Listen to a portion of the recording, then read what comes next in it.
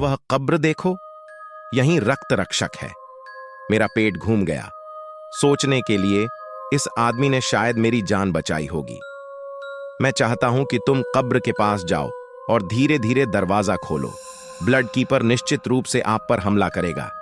जैसे ही वह तुम्हारी जिंदगी खत्म करने वाला है, मैं झपट्टा मारकर उसकी जिंदगी खत्म कर दूंगी। लेकिन क्यों? मैंने पूछा। यह खेल का हिस्सा नहीं है।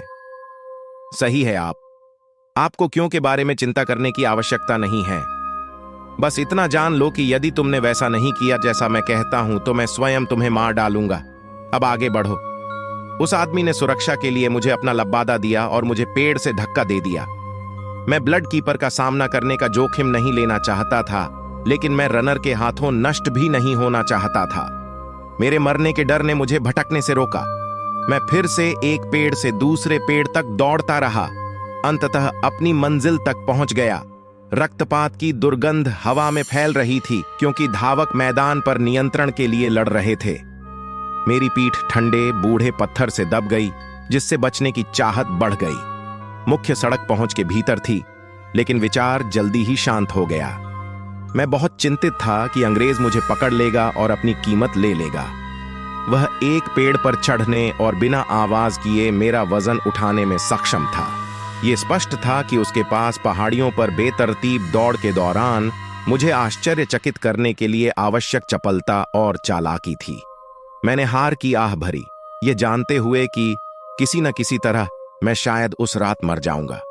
मेरे पास बची हुई थोड़ी सी भी हिम्मत जुटाकर मैं कब्र के चारों ओर चला गया और उसके दरवाजे की ओर मुंह किया।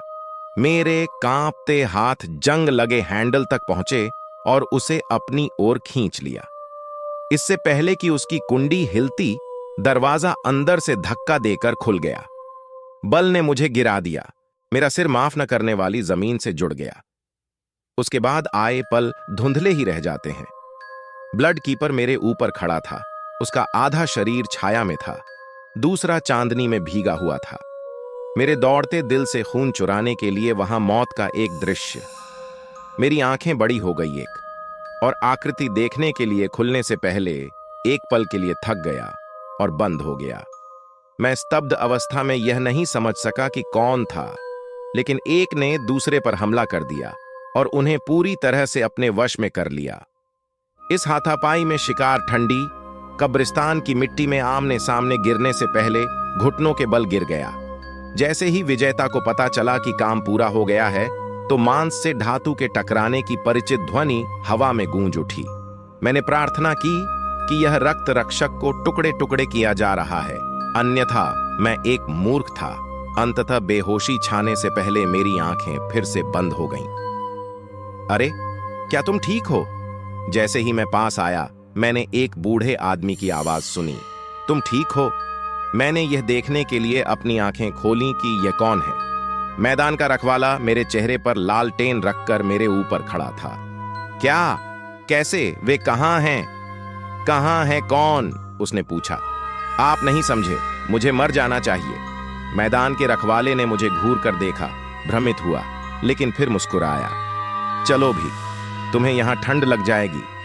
मैदान के रखवाले, जिसे मैं अब पीट के नाम से जानता हूं, ने मुझे अपनी झोंपड़ी में आमंत्रित किया। उसने कुछ खाना तैयार किया और मुझे गर्म रखने के लिए एक कंबल ओढ़ा दिया। आभारी हूं और कान भरने की जरूरत है। मैंने उसे सब कुछ बताया, भले ही मुझे पता था कि यह कैसा लगेगा।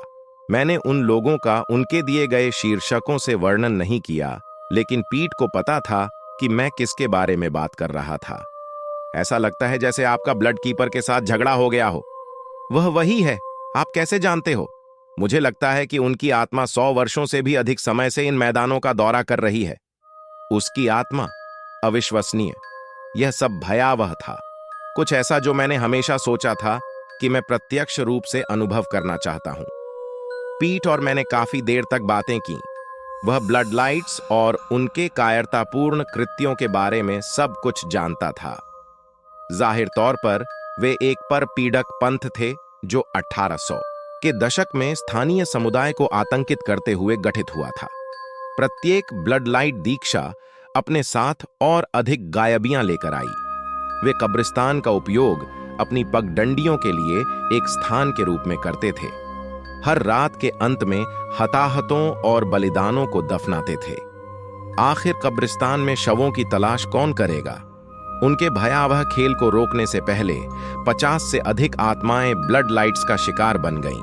उनकी आखिरी सैर के दौरान एक अंग्रेज ने उनके रैंकों में घुसपैठ की और अपनी पत्नी की मौत का बदला लेने के लिए ब्लड कीपर की हत्या कर दी, जिसकी उनके एक परीक्षण के दौरान हत्या कर दी गई थी। इसके तुरंत बाद उनके शिष्य सामने आए और दावा किया कि वे कीपर के ताबीज से नियंत्रित हैं। उन्होंने आरोप लगाया कि इसमें अलौकिक शक्तियां हैं। ऐसा कोई ताबीज कभी बरामद नहीं हुआ। पीठ द्वारा सब कुछ समझाने के बाद मैं पूरी घटना से स्तब्ध होकर आश्चर्यचकित बैठा रहा। क्या मुझे वह भयावह रात दोबारा याद आई, या क्या मैंने समय यात्रा करके उस आदमी को उसका लक्ष्य पूरा करने में मदद की? मैं शायद कभी नहीं जान पाऊंगा कि उस दिन क्या हुआ था, लेकिन एक बात निश्चित है, जब तक मैं जीवित हूं, मैं किसी अन्य कब्रिस्तान में कभी नहीं जाऊंगा, अगर रक्त रक्षक का भूत अभी भी वहां चक्कर लगा रहा हो।